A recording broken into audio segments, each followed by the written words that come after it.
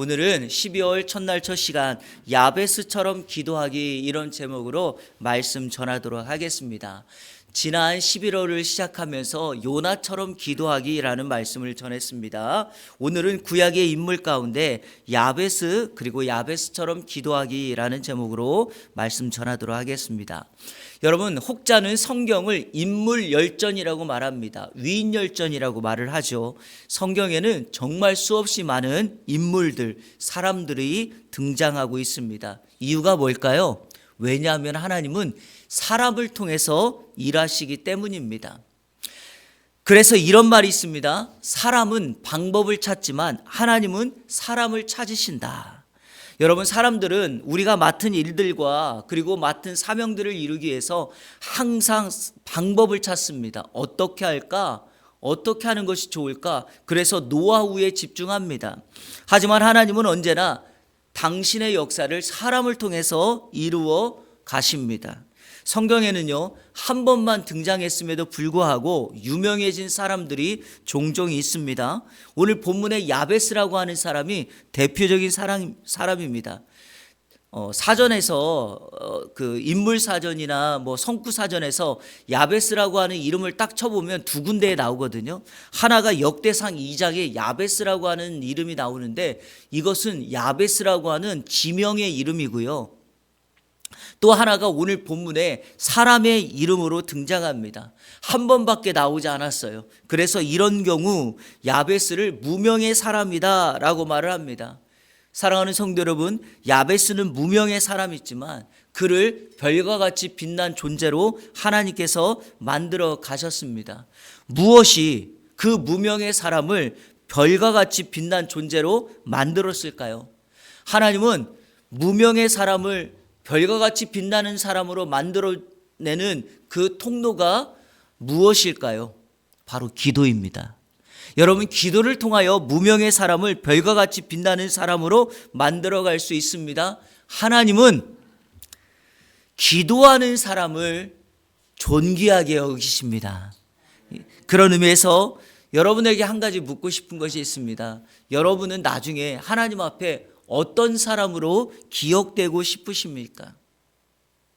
오늘 이 야베스와 같은 무명의 사람을 하나님의 사람으로 바꾸었다면 우리도 나와 같은 무명의 사람이 하나님 앞에 쓰임받고 별과 같이 존귀한 자로 기억되기를 원한다면 우리 또한 야베스처럼 기도함으로 기도의 사람으로 서는 저와 여러분의 삶 그리고 12월 한 달이 되시기를 주님의 이름으로 축원합니다.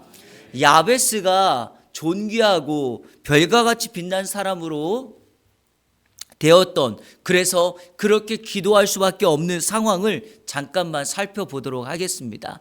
야베스, 영어로 차베스 이렇게 부르는데요, 이 야베스라고 하는 이름이 슬픔, 고통, 수고 이런 이름의 뜻을 가지고 있습니다. 여러분, 대부분의 부모님들은 자식을 낳으면 아무리 시대가 어려워도 이름을 잘 짓지 않습니까? 예를 들어서 1945년 일제 압제에 있을 때 우리나라가 해방을 했죠, 일본에. 그러니까 우리 부모님들이 자식들의 이름을 이렇게 부르죠. 해방이다 이렇게 부르지 않습니까? 삶이 가난하고 찌들어도 자식을 낳으면 이름만큼은 복을 받으라고 이름을 잘 지어주지 않습니까? 그런 맥락에서 어떤 부모가 이름을 고통이다, 아픔이다 라고 짓겠습니까? 평생 자녀들에게 짐이 될 텐데, 제가 이렇게 교회 사역을 하다 보면 가끔씩 우리 성도님들 가운데 재미난 이름이 참 있어요. 여러분, 이름이 숙자 그러면 얼마나 이름이 예뻐요. 그렇죠? 그런데 앞에 성이 뭐냐? 노씨예요. 노숙자예요. 또 어떤 분의 이름이 안기부예요. 이게 참 이름 때문에 평생 놀림 당하지 않습니까? 야베스, 우리는 이 이름에 별 의미가 없겠지만 이스라엘 사람들이 야베스 이름을 들으면 어떻게 평생 그런 무거운 짐을 안고 그가 살아갈 것인가 라는 생각을 해보게 됩니다. 그런데 이 야베스라고 하는 이름은 단순히 이름을 뛰어넘어 시대를 반영하는 이름이었다라는 것입니다. 오늘 9절에 보니까 이 이름을 누가 지었었어요? 여기 성경에 이렇게 돼 있죠. 그의 어머니가 이름하여, 이 엄마가 이름을 줬어요. 여러분, 이 의미가 뭔지 아십니까? 히브리 문화는 이스라엘의 문화는 자녀들의 이름을 아버지가 져주게 돼 있어요. 그런데 어머니가 이름을 져줬다는 것은 아버지가 없다라는 겁니다. 그러니까 유복자, 아버지가 없이 태어난 거예요. 자, 또 하나 여기 보니까 수고로이 낳았다라는 것은 무슨 의미일까요? 단지 배가 아파서 낳았다는 그런 의미가 아니라 이거는 당시에 끊임없이 발생하고 있는 전쟁과 기근의 상황을 반영하고 있는 이름입니다. 자, 그러면 오늘 본문이 강조하고 싶은 야베스에 대한 강조점 내용이 무엇일까요? 야베스는 한마디로 말해서 아픔과 고통과 상처를 가지고 있는 사람이었다. 신분적으로, 가정적으로, 그리고 나라의 시대적인 어려움을 가지고 있었다는 것입니다. 여러분, 왜 이런 상황 속에서 하나님은 야베스를 통하여 우리에게 그 인물, 무명의 사람을 귀중하고 존귀한 자로, 하늘의 별처럼 빛나는 자로 소개하고 있을까요? 오늘 우리에게 이런 메시지를 던져주는 것입니다.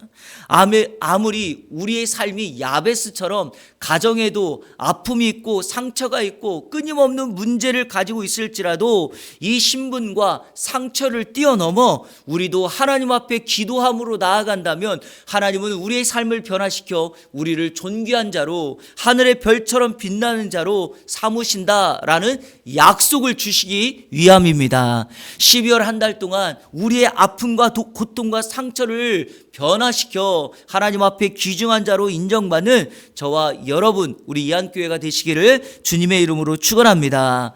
그럼 야베스가 하나님 앞에 드렸던 기도는 어떤 기도인가? 오늘 본문 말씀을 중심으로 네 가지로 간략하게 여러분에게 말씀을 드리며 함께 은혜를 나누도록 하겠습니다. 야베스가 했던 기도, 첫째로 야베스의 기도는 복을 달라고 기도한 거예요. 한번 따라 보세요. 복을 주세요. 여기 야베스의 기도에서 우리가 먼저 주목할 점이 있습니다. 여러분, 하나님 앞에 복을 달라고 하는 기도는, 저를 한번 따라 보세요. 묵상이 아니라 강청이다. 여러분, 혹시 강청이 무슨 말인지 아십니까? 그렇죠. 부르짖는 기도예요.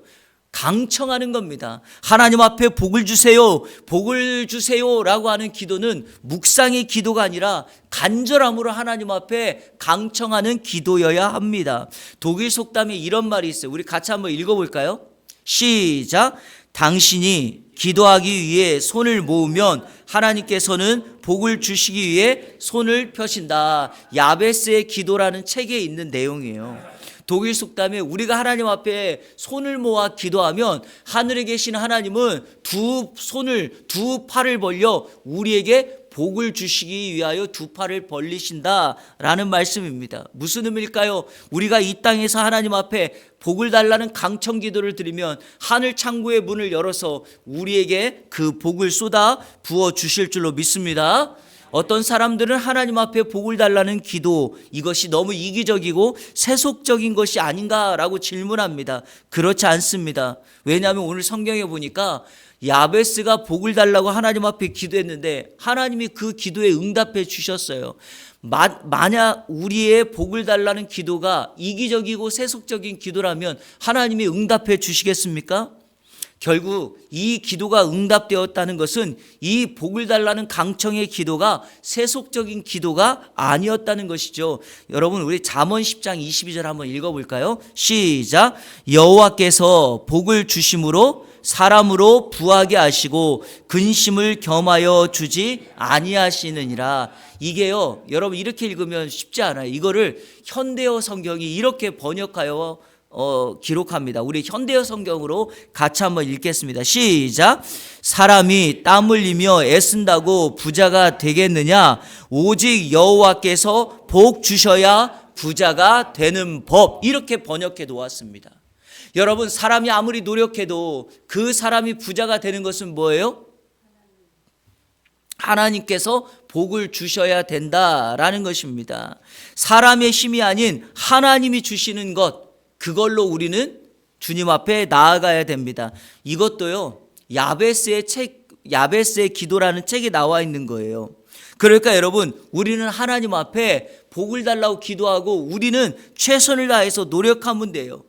그래서 이전 번역 성경에는 이걸 이렇게 기록해 놨어요. 복에 복을 더하여 주세요라고 말을 했죠. 저는요, 이 부분만큼은 이 이전 개역 성경이 더 좋은 것 같아요.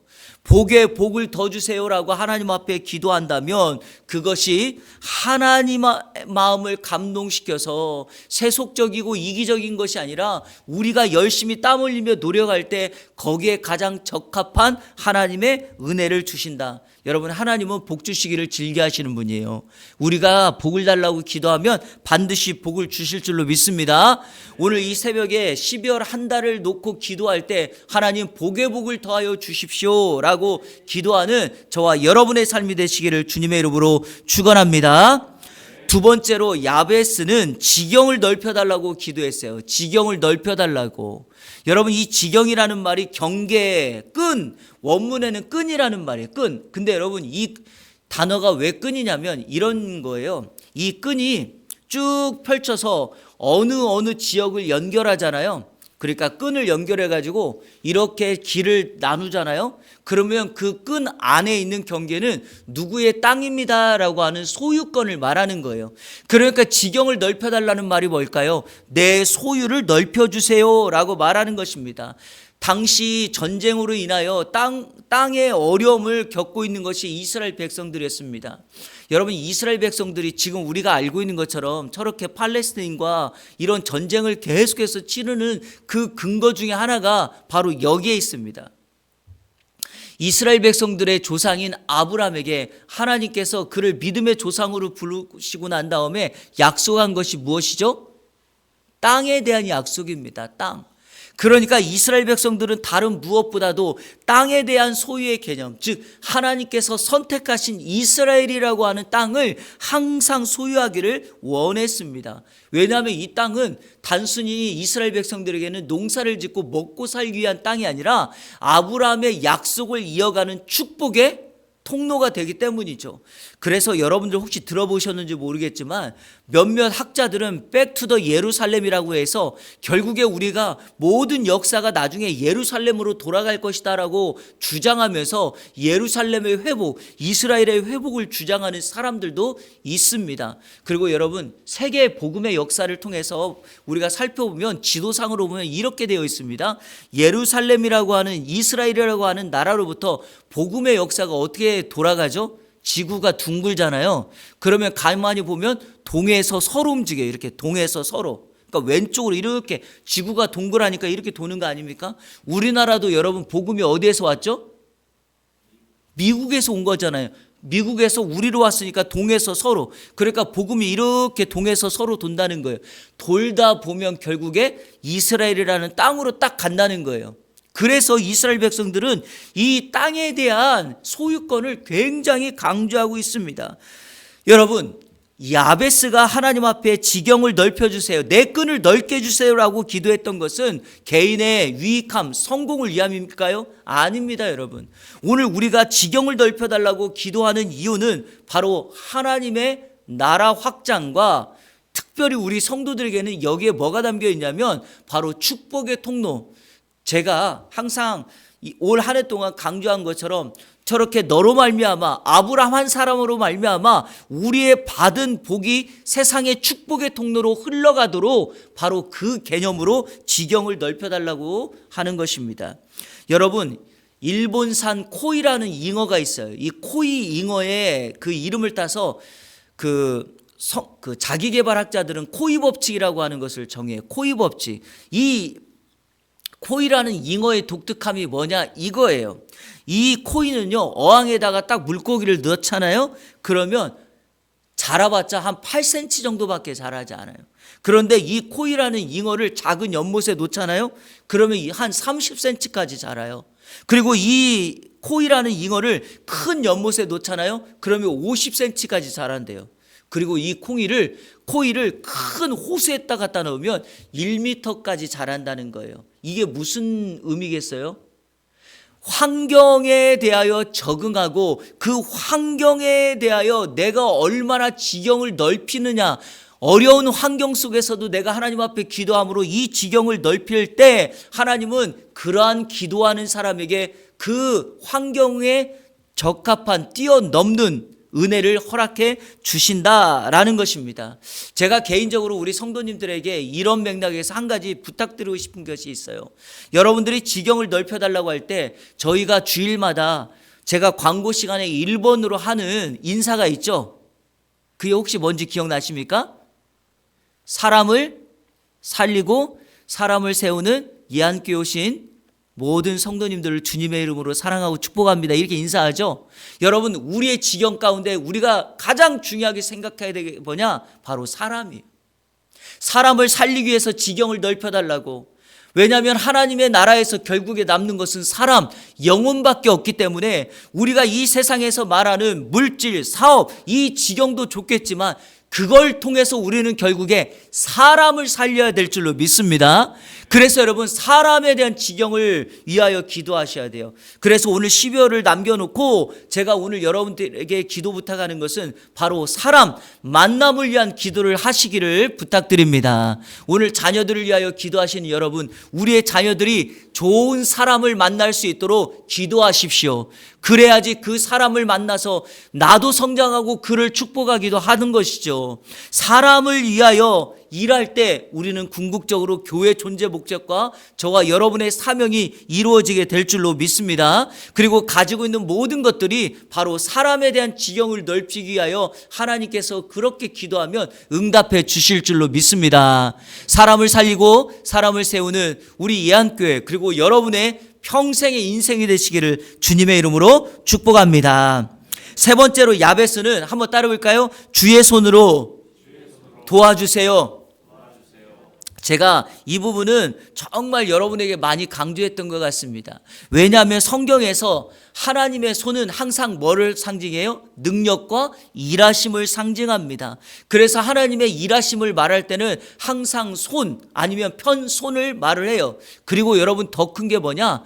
하나님의 더 큰 강력한 역사가 일한다 그러면 오른손을 의미해요. 자, 우리 이사야서 41장 10절 우리 암송하는, 그리고 위로받는 항상 말씀이죠. 같이 한번 읽어볼까요? 시작. 두려워하지 말라, 내가 너와 함께함이라. 놀라지 말라, 나는 내 하나님이 됨이라. 내가 너를 굳세게 하리라. 참으로 너를 도와주리라. 참으로 나의 의로운 오른손으로 너를 붙들리라. 자, 여기 뭐라고 그랬어요? 참으로 나의 의로운 오른손. 여러분, 성경에서 손이 아니라 그냥 오른손 그랬다라는 것은 하나님의 강력한 능력과 보호하심과 역사하심을 우리에게 설명합니다. 그러므로 우리가 하나님을 의지하고 세상과 환경을 두려워하지 아니하면 반드시 하나님은 우리에게 주의 손길로 함께하여 주실 줄로 믿습니다. 하나님의 손은요, 하나님의 동행하심을 상징해요. 제가 이 시간 여러분을 축복하고 싶은 것은 12월 한 달 동안 하나님의 손이 여러분과 함께하여 여러분을 덮으시고 여러분을 인도하시는 주의 은혜의 역사가 있기를 주님의 이름으로 축복합니다. 여러분, 하나님의 손이 왜 동행하심을 상징할까요? 우리 자녀들 어디 데리고 갈 때 어린아이들 어디 잡고 데리고 가요? 손 잡고 가는 거예요. 그래서 손은 동행하심이에요. 또 하나, 이 하나님의 손은요, 성령 충만을 의미해요. 하나님의 손이 그 공동체에 임했다라는 것은 하나님의, 우리가 시각적으로 보면, 이해하는 관점으로 보면 성령의 역사가 임했다라는 것입니다. 하나님의 도우심이 필요 없는 사람 세상에 한 사람도 없습니다. 성령의 충만함으로 올 한 달 하나님의 12월 한 달 동안 하나님의 은혜의 손길이 여러분에게 임하여서 하나님의 보호하심과 도우심의 역사가 임하게 되기를 주님의 이름으로 축복합니다. 여러분, 자녀들에게 내 인생의 뒤에 부모님만 함께 계신다면 우리는 항상 하나님의 주시는 은혜로 인하여 안전함을 누리게 될 것입니다. 마지막 네 번째로 한번 따라해 보겠습니다. 야베스의 기도는 이겁니다. 환난을 벗어나 근심이 없게 하옵소서. 이 환난이라는 말이 악하다라는 말이에요. 근데 여러분, 우리가 문제가 뭐냐? 이 환난을 당하면 항상 우리 인생에 뭐가 옵니까? 고난이 찾아와요. 그러니까 이 고난은 우리로 하여금 근심을 갖게 하죠. 그런데 이 근심이라는 말을 원문에서 찾아보면 이 근심이라는 말이 색이다라는 말이에요. 어디다 이렇게 자국처럼 새기는 거예요. 왜 여러분 근심이 색이다라는 말이 될까요? 근심이 생기면 우리에게 상처가 남기 때문에 그래요. 그래서 상처는 항상 우리의 마음을 이 아픔과 고통으로 새기도록 만드는 거예요. 성도 여러분, 올 한 해 동안 얼마나 많은 고난과 상처를 당하셨습니까? 뜻하지 않은 상처를 받으셨을 거예요. 누구의 말 한마디에 가시가 달려서 그 말이 나를 아프게 했고 찔렀고, 또 어떤 사건으로 인하여 또 사업을 하시다가 인간관계 때문에 여러 가지 어려움을 당했을 거예요. 그런데 여러분, 이 역전, 이 반전의 말씀을 기억하셔야 돼요. 고난과 상처가 아니면 우리로 하여금 하나님의 은혜와 역사를 경험하지 못할 때도 있었다는 거예요. 바꾸어 말하면 이 고난과 상처가 우리로 하여금 하나님을 더 찾게 했고, 하나님의 은혜를 경험하게 했고, 하나님의 역사를 이루게 했다라는 것입니다. 여러분, 이 야베스의 기도라는 책을 썼던 브루스 윌킨슨이라고 하는 목사님이 이 네 번째 간구를 이렇게 표현합니다. 이 네 번째 간구는 복된 삶을 유지하기 위한, 한번 따라해 보세요, 훌륭한 전략이다. 여러분이 복된 삶을 살길 원한다면 환난, 고난, 근심이 반드시 성도에게 있어야 된다는 것입니다. 그리고요, 우리가 살아가고 있는 이 세상은요, 끊임없는 영적 전쟁이 벌어지는 현장입니다. 여러분, 우리가 예수를 믿었다고 해서 항상 복만 받나요? 아닙니다. 예수를 믿는 순간 우리에게 고난과 어려움이 찾아오기도 합니다. 그때 우리에게 필요한 것은 바로 환난에서 벗어나 근심이 없는 것. 그래서 우리는 야베스처럼 오늘 기도해야 합니다. 기도할 때 이 환난이 물러가고 이 환난을 통하여 하나님의 은혜를 경험하게 될 줄로 믿습니다. 말씀을 맺겠습니다. 여러분, 오늘 성경에 보니까 야베스를 그 형제보다 귀중한 자, 존귀한 자라고 말을 합니다. 사랑하는 성도 여러분, 아무리 고난과 상처가 있을지라도 기도로 난관을 뚫고 우리는 존귀한 자가 될 수 있습니다. 자녀들이 어려움 만나면 여러분, 그 고난 때문에 이렇게 그 자리에서 넘어지기를 원합니까? 그래서 그 자리에 주저앉고 앉아서 더 이상 나아가지 않기를 원합니까? 아니면 그 난관을 뚫고 그 자리에서 일어나서 전진하여 나가기를 원하십니까? 전진하여 나가기를 원한다면 오늘 우리는 야베스처럼 기도하고 야베스처럼 우리의 자녀와 교회와 우리 이 나라와 민족을 위하여 기도해야 할 줄로 믿습니다. 야베스의 기도의 결론이 뭐죠? 오늘 본문 말씀 역대상 4장 10절의 마지막 절에 이렇게 말합니다. 한번 저를 따라서 해볼까요? 하나님께서 그가 구하는 것을 허락하셨더라. 허락하셨다는 말이 뭐예요? 응답했다는 거죠. 그래서 우리가 여러분 기도하면 우리가 기도한 기대 이상으로 하나님은 늘 역사하시는 것입니다. 그래서 우리가 기도응답 말할 때마다 이런 말을 말하잖아요. 30배, 60배, 100배 결실을 맺는다. 결론적으로 한 가지 이야기만 하고 마치겠습니다. 제가 이 책이 벌써 나온 지 30년 가까이 됐거든요. 야베스의 기도라는 책이. 그런데 이 브루스 윌킨슨이라는 목사님이 이 책을 쓰고 난 다음에 전 세계 베스트셀러가 되었고 정말 많은 부를 누리게 되었습니다. 그런데 놀라운 사실이 뭐냐? 놀라운 말씀이 뭐냐? 여러분, 이 책을 쓰고 난 이 목사님은 책만 쓴 게 아니에요. 매일과 같이 이분이 이 네 가지를 놓고 하나님 앞에 기도했어요. 그랬더니 하나님께서 이분에게 지경의 끈을 넓혔는데 어떻게 넓혔냐? 미국에 머물지 않고 이분이 남아프리카에 선교사로 가게 된 거예요.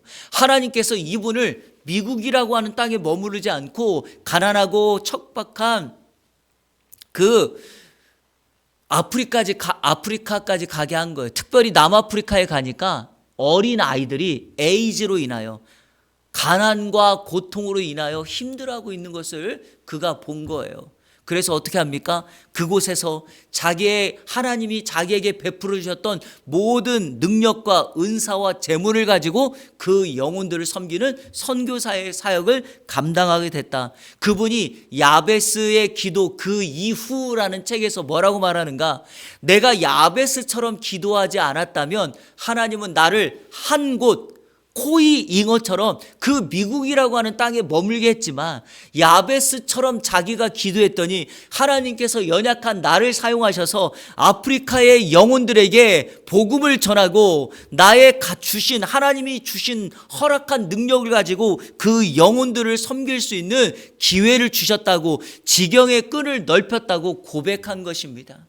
성도 여러분, 하나님이 야베스의 기도를 들으시고 그의 기도 때문에 그를 존귀한 자가 되게 했다면 오늘 우리 또한 하나님 앞에 기도함으로 존귀한 자가 돼야 되지 않겠습니까?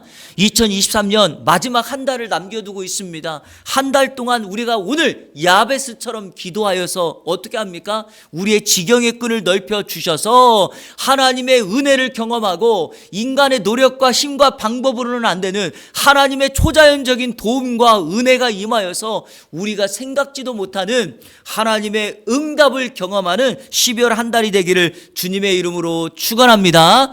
여러분의 자녀들의 지경이 넓어지기를 축복합니다. 하나님의 돕는 손길이, 권능의 오른손이, 의로운 오른손이 12월 한 달 동안 우리 교회와 여러분의 인생과 가정과 사업장을 덮어 환란을 벗어나 근심이 없어 하나님 앞에 영광을 돌리고 너로 말미암아 우리로 말미암아 축복의 통로로 살아가는 12월 한 달이 되시기를 주님의 이름으로 축원합니다.